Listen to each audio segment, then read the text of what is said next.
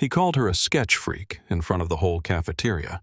Then, 10 seconds later, she stood up and exposed his darkest secrets on the projector. Teachers gasped. The room froze, and in that moment, the quiet girl became unforgettable. But what happened next will leave you speechless. Let's go back to the beginning. It started like any other Monday at Westbrook High. Fluorescent lights flickering overhead, trays clattering in the cafeteria, students clustering into their usual cliques. But beneath the hum of routine, something was shifting. It began at table 9, near the back wall where the shadows fell a little longer, where Ella Miller always sat alone. Ella, 16, was a quiet storm, compact and unreadable, with shoulder-length chestnut hair that curtained her face and slate-gray eyes that rarely met anyone's. Her sleeves always hung past her wrists, her posture curled inward like a page mid-turn. She didn't speak unless spoken to, didn't raise her hand in class, and never lingered in the halls. Most kids assumed she was just another background character in the yearbook of high school life. But not Noah Thompson. Noah, 17, was loud, bright, and dangerous. The kind of student who grinned for cameras and spat cruelty when no one was filming. His blonde hair was always perfectly tousled, his varsity jacket gleaming with patches, a walking emblem of charm turned arrogance. He didn't bully to be feared. He bullied because he could, because no one ever stopped him, and today his ego needed feeding. He zeroed in on Ella like a heat-seeking missile. The cafeteria buzzed as he approached her, his sneakers slapping the linoleum with theatrical bravado. A few friends trailed behind him, smirking. The crowd sensed something was about to happen. A lion pawing at the edge of the savannah. Without asking, Noah snatched the sketchbook from her table.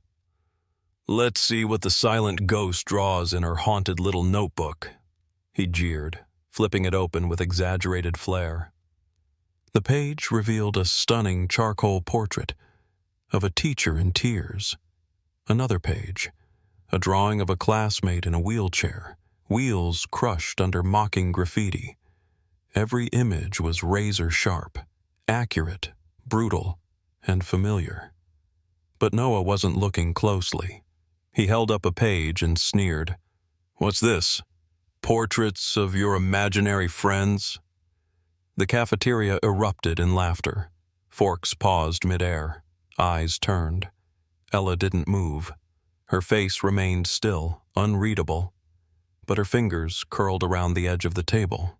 Just once. She looked him squarely in the eyes and said, barely above a whisper, "Put it down." Noah chuckled and held the sketchbook higher. Exactly 10 seconds later, he wished he'd never touched it. Ella stood, not with drama or flourish, no stomping feet or fiery glare. She rose with the quiet confidence of someone who didn't need to raise their voice to be heard. The rustle of her oversized sweater brushing the plastic seat was the only sound, but somehow it silenced the room. Even the vending machine stopped humming, as if aware something irreversible had just begun. The students who had been laughing seconds earlier froze mid-chuckle. Heads turned, forks dropped, eyes locked on the girl no one had noticed for 2 years. Ella's voice was soft, almost serene, but carried with it the weight of a gavel. "You just made the worst mistake of your life."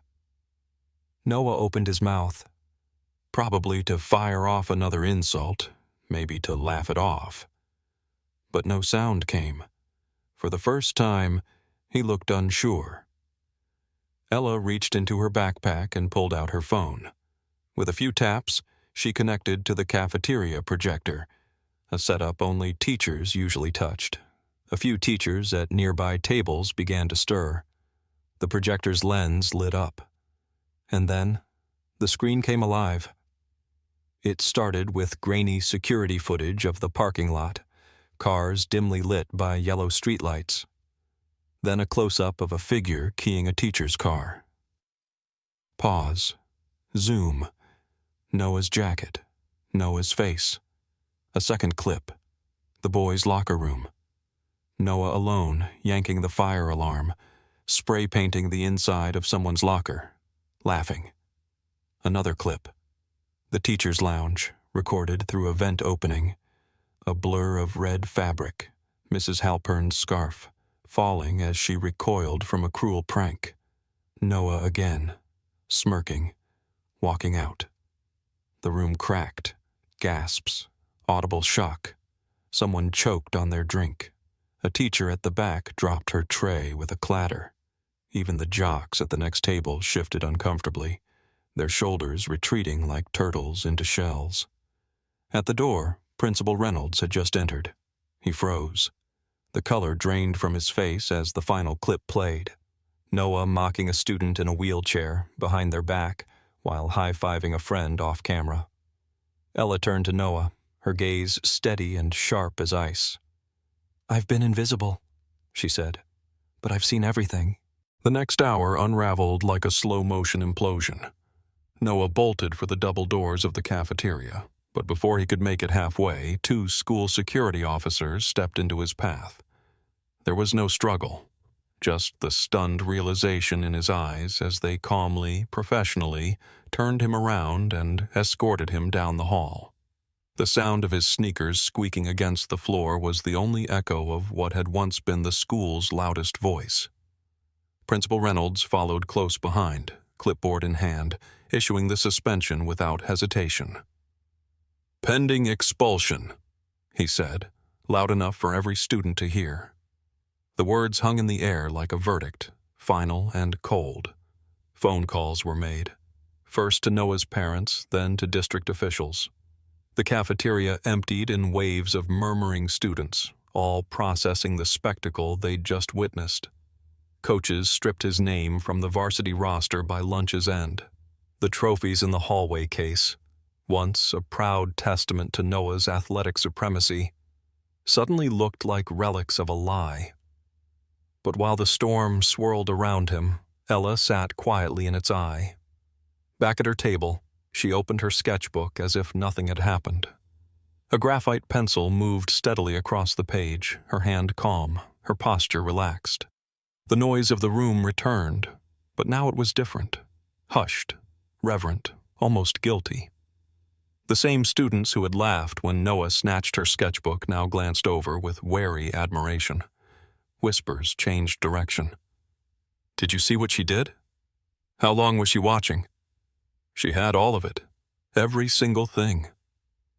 Even the teachers, those who had once called her Ellen or asked if she was new here, now watched her with a new kind of attention.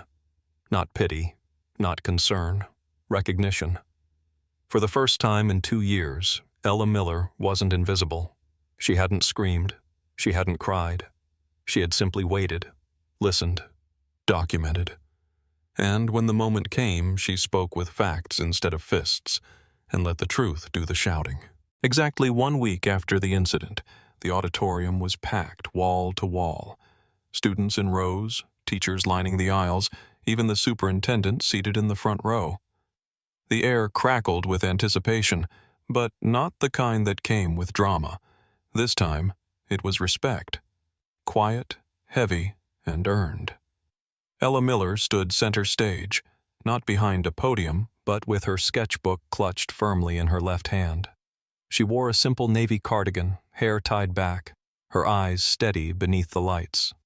No trembling, no hesitation. She took a breath, then said clearly, "This isn't just about me. It's about all of us who've ever been laughed at, overlooked, dismissed, or humiliated.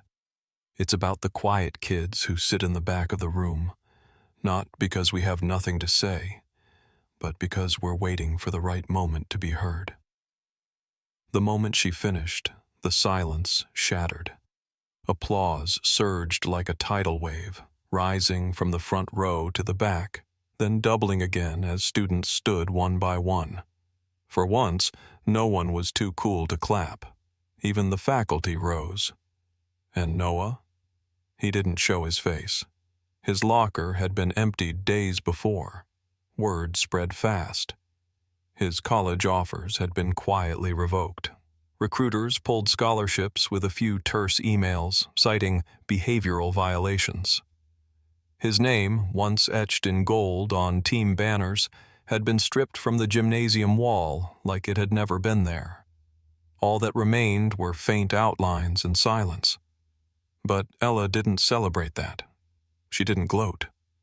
She walked the halls now like a different person, not louder, not boastful, but upright, solid, present. A nod from the principal, a wave from teachers who once overlooked her, conversations with students who had never learned her name before. She didn't burn bridges. She built new ones, for others like her, who needed a reason to believe their voices mattered.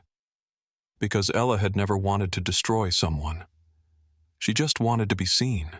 And once her voice rang through the same halls that used to swallow her whole, no one ever dared ignore the quiet girl again.